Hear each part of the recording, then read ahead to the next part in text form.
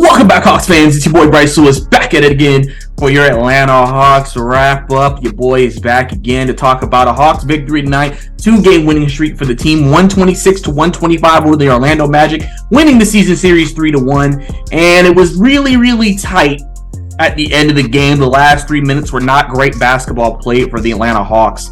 But outside of that, I mean, for the most part, the team played well. Obviously, could have been a little bit better defensively. It's 125-126, so it's got a little high in scoring. But tonight, everybody pretty much played well. This is the healthiest we've been in a few weeks. And we played very well offensively. DeJounte had 17. Trae had 37. Hunter had 16. Bogdanovich didn't have his best shooting night after having a couple of nights on fire. Only had 10 tonight, but played 35 minutes. So clearly, you know, that's one person Nate McMillan trusts, so he'll get a ton of minutes even when we're fully at full strength. Collins came back tonight also as well from the injury. 12.7 rebounds tonight, 5 of 7 shooting. Congu with 11 and 8, and AJ Griffin with 19 points, 3 of 4 from 3, 8 of 13 from the field. And tonight, I mean, like I said, outside those last 2 minutes, I think the team played well. I think the flow of the offense went really well. I think when you actually think about the top 10 players of this team, I'm completely fine with Aaron Holiday being our weakest link in that regard. Because think about it, you got guys who can score on Bogdanovich and AJ. Okongwu, like I said, can have occasional nights where he'll have 10 plus points. Jalen Johnson, you know, on certain nights he can do a little bit. And then you got guys like Hunter. If he plays like he played tonight, especially in the first half, that's where he really made a lot of his baskets. You know, that's going to be something that, you know, gives the Hawks versatility from a scoring perspective. And Trae still had 37 tonight, but you know, you had 6 guys in double digits tonight. 7 guys in double digits tonight. And that's big. But I want to go into the late game woes because that has been an issue. And I just think what happens is I think the Hawks play better fast. They play better kind of not scramble, but like, you know, they play better with more rhythm when it's faster paced. And I think the issue is when you're in the last minutes of the game, you have a lead. You're trying to milk clock while also run your offense. So and a lot of the time, the Hawks don't run stuff till 10 seconds in the shot clock. So now you're having to make quick decisions. And then the issue is usually when Trae or DeJounte have it, they usually go more ISO instead of really looking to pass it. Which usually, and defenses know that. Defenses at this point notice we had this issue last year. So basically, defenses just play solid defense, give a help on Trae, make a tough shot for him. Because Trae's capable of passing, but a lot of the time he takes the difficult shot. And that's something we've always been critical of Trae Young about, is that he takes critically tough shots for no reason. Like, you know, find the best shot available. Maximize every possession. Don't just take a shot to take a shot. And I think tonight you saw that in the last couple of possessions. Even, you know, and like I said, DeJounte had a turnover late that also gave the Orlando gifted them 2 points. I mean, just sloppy play, just not taking good quality shots. And I think the Hawks they have to figure out how to get better possessions late. You have guys out there like Bogdanovich who can hit those shots. DeAndre Hunter can hit those shots. You know, don't feel like if you're Trae, I have to be the one who takes the shot. I get it. Listen, we get it. When you have these teams, you have a player who you are probably going to let take that last shot. For us, it's Trae. For the Clippers, it's Kawhi. For the Lakers, it's LeBron. And for, like, you know, Cleveland, probably Donovan Mitchell. Like, of course, they're going to take those shots the majority of the time. But they also have other guys. LeBron's not afraid to give it to Austin Reeves if Austin Reeves has a great look or has a great drive to the rim. You know, Donovan Mitchell's not afraid to give it to Evan Mobley or somebody else if they have a good shot at the rim. You know, and I think that's how Trae has to start doing things. Like, don't feel like you have to always take that shot. Like, I get that you're a closer for this team, but listen, it's all about get the best offense in the final 3 minutes of the game to become an efficient team. To become a great team, you have to play better in the clutch.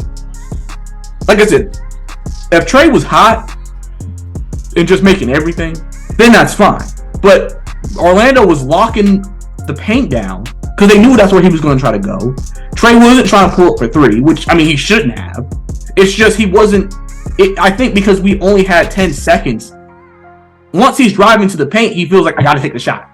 Because it's like 6-5 seconds left. We don't have time for me to be passing it out everywhere and trying to see if we can get a better shot in 5 seconds. So, I mean, if I'm them, I may be trying to still run a fast-paced offense for at least until we get down to the 1 minute mark. I think 3 minutes is too early to start slowing it down to waste clock. Like, yeah, waste some clock, but wait till maybe 15, 14 to run your offense. Don't wait till below 10. Because I just feel like we're not good in that type of ISO rush clutch situation. And that's what's giving us trouble, and that's what allowed Orlando to come back into the game. If DeJounte Murray ain't get fouled and hit those 2 free throws, we would have lost this game. And the entire mood of the entire Hawks fan base right now would be completely different. Completely different. Because how do we blow a 10-point lead to the Orlando Magic? And listen, Orlando's played great basketball. All kudos to them. They won 6 in a row. We stopped their winning streak tonight. Listen, they have a lot of strong players. Listen, we had a different contrast of styles. We played small, they played big. Listen, all credit goes to them for coming back. They're a team that don't quit the gritty. You know, they're well coached. But I mean, at the end of the day, if you're the Hawks and you really have winning aspirations, you got to close those games out better. Because if you can't close out games in the regular season, I can only, God forbid, tell what happens in the damn postseason. So, and I think that's what messes us up. But like I said, outside of that, though, I think we got good performances from a lot of people tonight. And I think that's what we need. I think if we play like we played tonight for the most part, we'll probably win 42-plus games, 43, 44-plus, make the playoffs, and be fine. But the key is playing like this, because our biggest issue is consistency. We're not consistent all the time, and that's always been our issue. It was, like I said, it was good seeing DeJounte and John back tonight. DeJounte, play well. He did what he needed to do out there. I think that he pretty much, what you're going to get from him is this point total, between 17 and 22 a night, I think, is what he's going to give you. John Collins only didn't score a lot tonight, but he only took 7 shots, but he made 5. I mean, really, John Collins has been a player who, because of the way we use him in our offense, people complain a lot, but he's not going to take 15, 16 shots a game in this offense. He's going to take 7, 8 shots. If he gives me 6 of 8, I'm happy with it. Because, I mean, listen, if he's hit the 6 of 8, what are we complaining about? Like, realistically, what are we complaining about?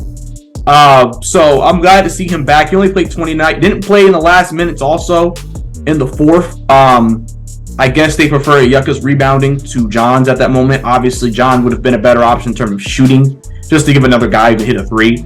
But, I mean, listen, we all know when Clint comes back, that will probably be Clint Capella. I'm assuming, again, it probably depends on the matchup, depends on the team. But, I mean, overall, like I said tonight, we played a good game. I'm not, like I said, outside those last few minutes, I'm not mad about how we played the majority of this game. We played with good rhythm. We played with a good flow. We played with good pace. Sound like Nate Miller right now. Post-game press conferences. And we just got to build off this. We got to build off this. We got a 2-game winning streak, like I said, going right now. We got Chicago coming up Wednesday. We just came off an instant classic with Chicago last week. So every game in Chicago feels like it's always close. Coming down to the end, they're coming to ATL. Like I said, we're on our homestand right now for the week. So Chicago comes into town, then Detroit on Friday, and then Indiana next Tuesday. So we have a chance to maybe get a 3-4 game winning streak going here. And really getting some momentum and moving back up seeding in the Eastern Conference. So, like I said, good performance from the guys tonight. We got to continue to grind. We got to continue to play well. And I will make also one more comment. I actually like the rotations Nate used tonight. We didn't see Trent Forrest, which I think is the right move. I just don't think Trent really gives you anything offensively. And I think, you can use him in particular matchups. I just don't think he is someone you can play reliably as your quote-unquote second point guard if Murray or Trae is not on the floor. And then also, Justin Holiday didn't see the floor tonight, but his brother Aaron did, which I'm fine with. I mean, Aaron's a very irritating defender. He's not a big guy, but he's an irritating defender.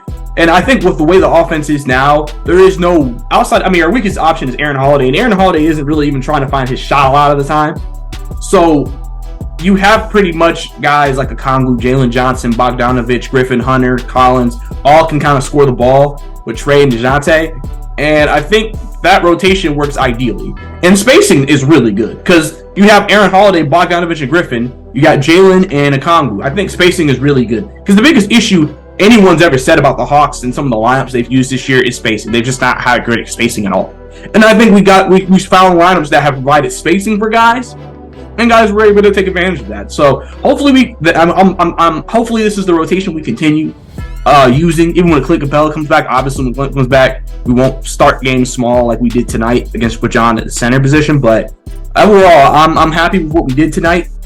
Good win over Orlando. Like I said, got cleaned up at the end, but it's part of the long season and long grind ahead for the Atlanta Hawks. So good to get a win tonight, get to 2 games in a row, get over 500. So let's see what happens, guys. Come moving on forward. Like I said, we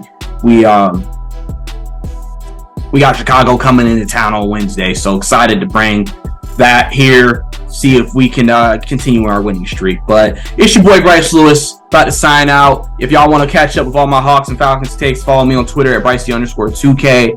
Also, check out Sports Illustrated Hawks or Fan Nation Hawks in case you want to see me in any articles I drop covering the team. It's your boy Bryce Lewis, signing out.